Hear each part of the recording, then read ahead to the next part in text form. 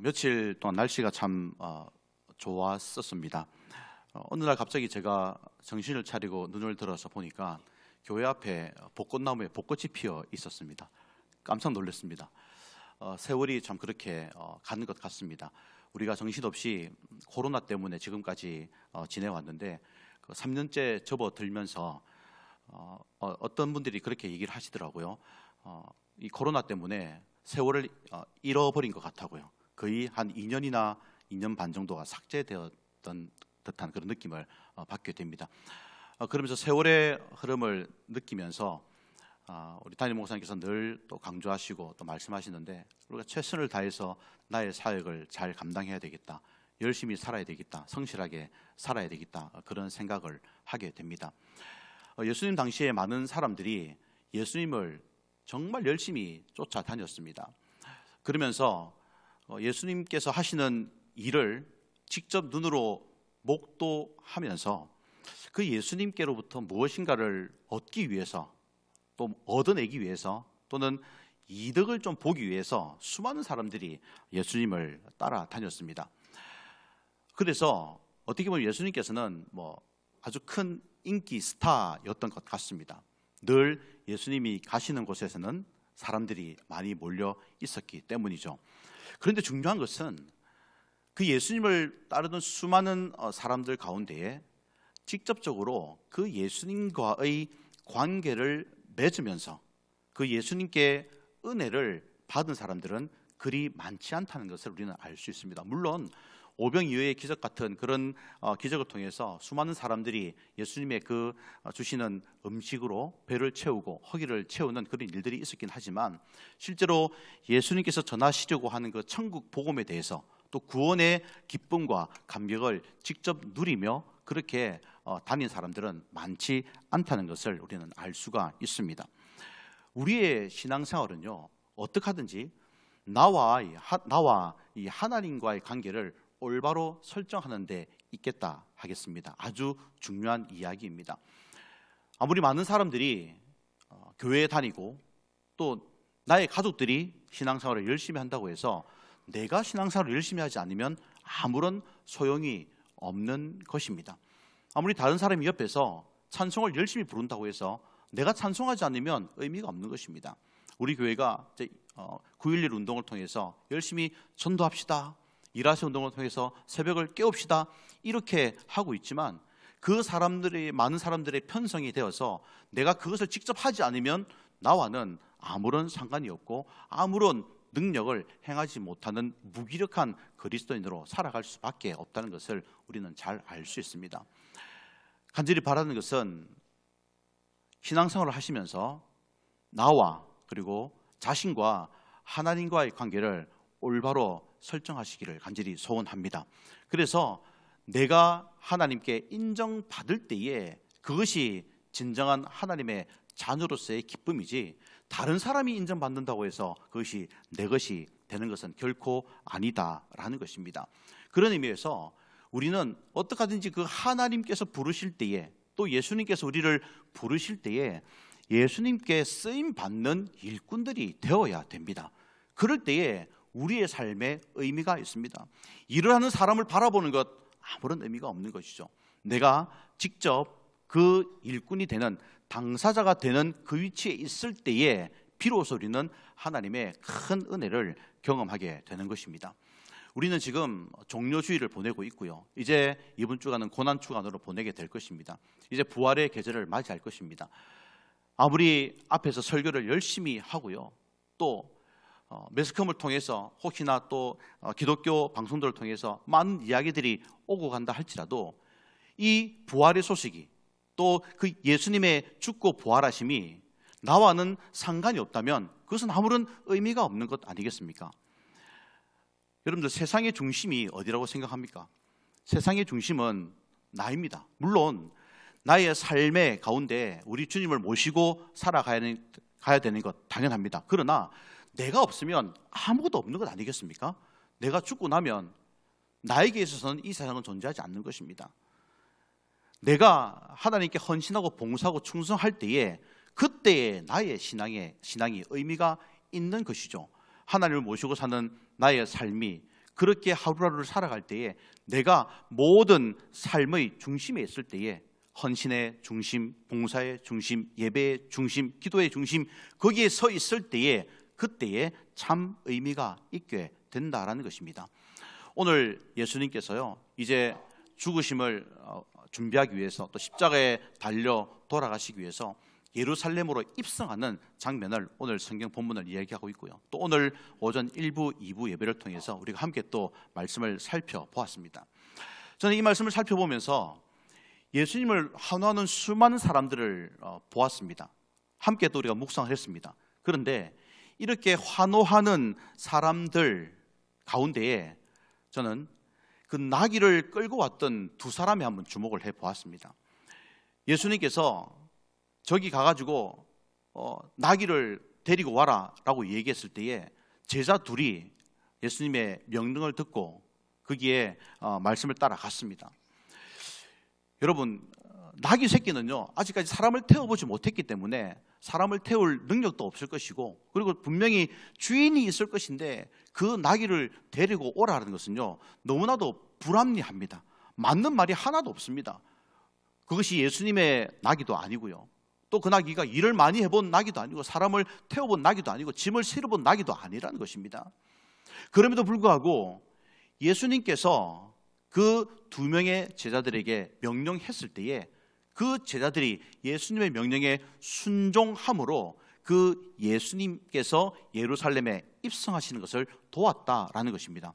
어떻게 보면 그 예수님께서 예루살렘으로 들어오시는 진정한 이유를 알지 못하고 그냥 자신들의 정치적인 왕으로 알고 환호하며 종려나무 가지를 흔들었던 그런 사람들과는 달리 훨씬 더 이 사람들이 예수님에 대한 올바른 이해를 하고 있지 않았나 하는 생각을 가지게 됩니다. 우리의 신앙의 성장은 순종하는 데에 있습니다. 순종할 때에 우리의 신앙의 성장이 있음을 믿으시기를 축복합니다. 이런 순종이 없이는요 또 하나님께 쓰임받는 일이 없이는 결코 우리는 주님의 일들을 주님께로부터 칭찬받는 그런 삶을 살아갈 수가 없습니다. 또 중요한 것은요 예수님께서 선택했던 그 두 명의 제자들 두 명은 누구인지를 잘 모르지만 얼마나 복된 사람들입니까? 우리는 나의 의지에 의해서 예수 믿는 사람들은 아무도 없습니다. 그렇지 않습니까? 여러분들이 내가 예수를 믿었다고 얘기를 하지만 그러나 우리는 그 은혜로 인하여 믿음으로 말미암아 구원을 얻은 자들임을 믿으시기를 축복합니다. 우리는 모두가 공짜로 구원을 받고 은혜를 받았습니다. 하나님께로부터 쓰임 받는 것조차도 하나님의 은혜인 것입니다. 여러분, 우리가 잘 알고 있는 예레미야 18장 말씀에는요 토기장이의 얘기가 나옵니다. 토기장이가 열심히 이 물레라고 하는 것을 돌려가지고 이 그릇을 만들죠. 그릇을 열심히 만들어가지고 뭐 이뻐 보이지만 어떤 것은 그릇을 깨어버립니다. 던져버립니다. 그런데 그 그릇을 깰 때에 만들어진 그 토기 그릇이 주인님 왜 저를 깨트립니까? 이렇게 말을 할 수 있습니까? 없습니까? 없습니다. 아무리 모양이 안 좋고 보기 안 좋은 그런 톡이라도 주인이 자기가 들어서 쓰면 그것은 사용되어지는 겁니다. 그 토기가 나 이렇게 못났는데 저를 왜 쓰십니까? 이런 말 할 필요도 없습니다. 그게 바로 저와 여러분들과 하나님과의 관계다라는 것입니다. 우리의 모습이 어떠하든지 간에, 우리의 형편과 사정이 어떠하든지 간에, 내가 돈이 있건 없건, 내 배경이 좋건 좋지 않건, 아니면 내가 어른이건 어린아이건 할 것 없이, 내가 건강하건 병들건 간에 할 것 없이 우리 주님께서 우리를 부르실 때에, 주님께서 쓰시겠다고 말씀하실 때에 그때 비로소 우리의 존재 가치가 생기게 되는 것입니다. 여러분, 간절히 바라는 것은 주님께 귀하게 쓰임받는 거룩한 주의 백성들 되기를 주님의 이름으로 축복합니다. 예수님께서 이 예루살렘으로 입성하실 때에 저는 나귀의 형편을 다시 한번 생각해 보았습니다. 물론 여기서 중요한 것은 예수님께서 그 십자가의 죽으심을 위해서 예루살렘으로 들어가시며 겸손의 왕으로 들어가시는 그 모습이 너무너무 중요합니다. 그런데 우리의 시선을 그 예수님께서 타셨던 나귀로 살짝만 돌려보면요, 이 나귀는 아무런 경험도 없는, 사람도 태워본 경험이 없는, 그리고 장성한 나귀도 아닌 어린 나귀였다는 것입니다. 그렇게 쓸모있는 그런 상황이 아니었다는 것이죠. 그럼에도 불구하고 그 예수님을 등에 태웠더니 사람들이 환호를 하는 겁니다. 여러분들, 이 나귀의 입장을 잠깐만 한번 생각해 보시길 바랍니다.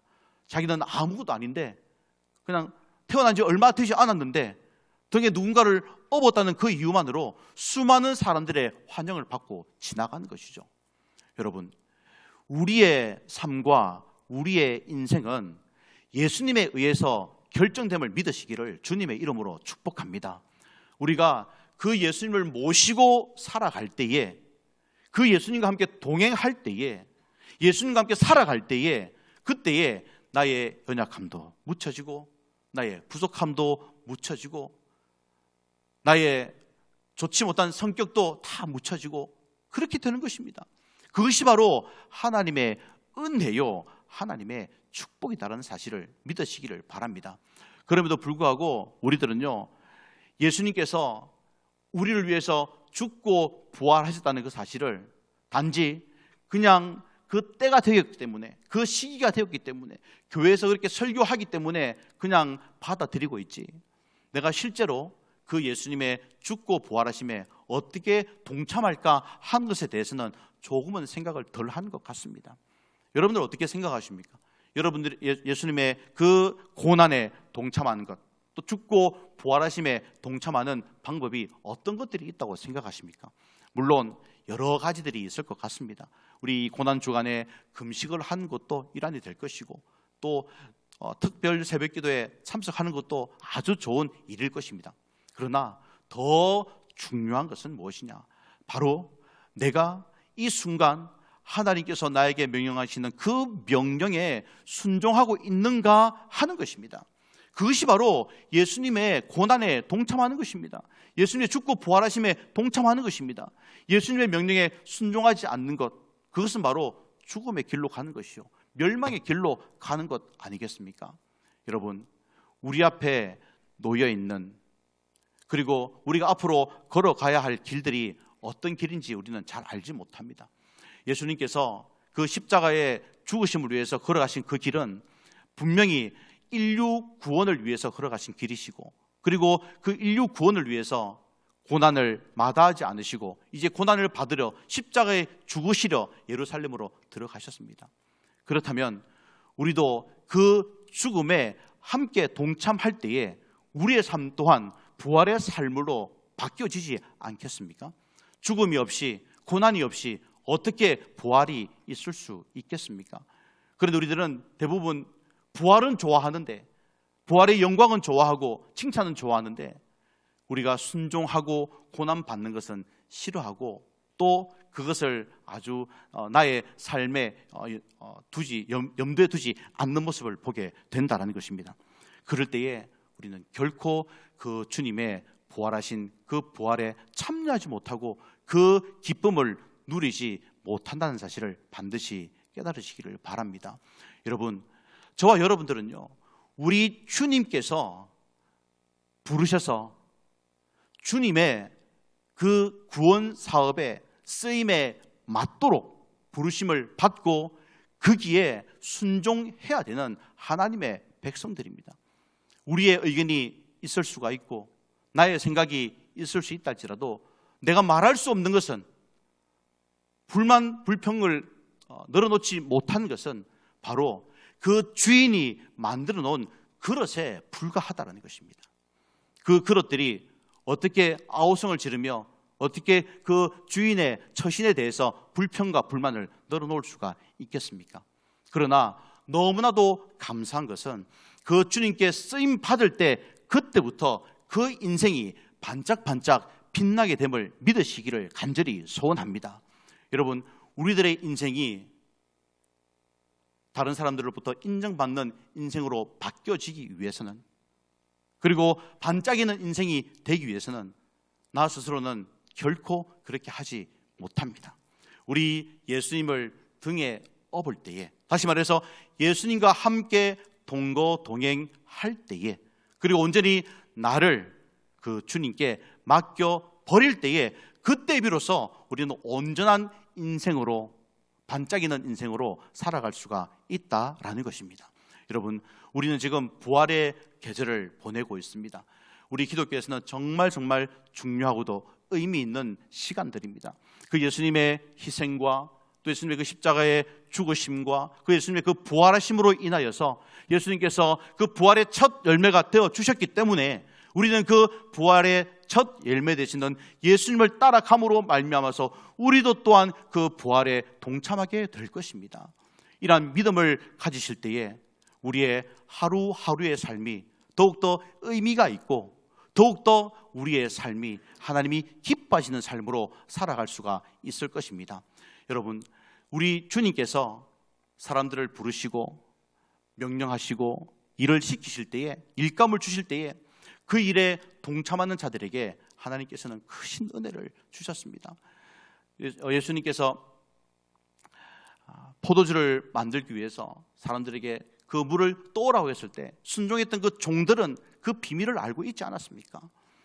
아무도 이 물이 어떻게 해서 포도주가 됐는지, 또 다 떨어진 포도주가 어떻게 생겨났는지 알 수 있는 사람이 아무도 없었습니다. 그러나 종들은, 예수님의 말씀에 순종했던 그 종들은 그 비밀을 알 수가 있었다라는 것입니다. 여러분, 다른 사람들이 하나님의 은혜를 깨닫는 것, 말씀을 깨닫는 것 아무런 소용이 없습니다. 내가 말씀을 깨달아야 되고, 내가 순종해야 되고, 내가 하나님의 말씀을 들어야 되고, 내가 기도해야 되고, 내가 전도해야 되고, 내가 말씀을 읽고 묵상해야만 그것이 진정한 하나님의 은혜에 동참하는 것이며 축복을 받아 누리는 길이다라는 것입니다. 우리가 이제 내일부터 특별 새벽기도를 시작을 합니다. 앞에서 아무리 목사님들이 새벽기도 오십시오 강조를 해도 이 자리에 오지 않으면, 은혜의 자리에 오지 않으면 우리가 하나님의 은혜를 받을 수가 없습니다. 변화된 삶을 살아갈 수가 없습니다. 예수님과 함께 동행할 수 있는 방법이 없습니다. 주님과 함께 동행하기 위해서 아침에 새벽을 깨우시고 기도하시고, 그리고 정사예배를 통해서 다시 한번 우리 주님의 그 십자가를 묵상하시고, 그렇게 부활주일을 맞이할 때에 그 부활의 주일이 우리들에게 의미가 있어지지 않겠습니까? 아무런 생각 없이 그저 흘러가는 시간대로 그렇게 지나가다가 그냥 독하니 우리가 부활주일을 맞이한다면 그 아무런 의미 없는 그 부활절이 우리에게 어떤 영향력을, 어떤 능력을 발휘하겠습니까? 간절히 바라는 것은 저와 여러분들이 주님께서 부르실 때에 그 주님의 부르심에 온전히 아멘으로 화답하시고 순종하는 거룩한 주의 백성들 되기를 주님의 이름으로 축복합니다. 주님께 쓰임 받는 것을 감사하시기를 바랍니다.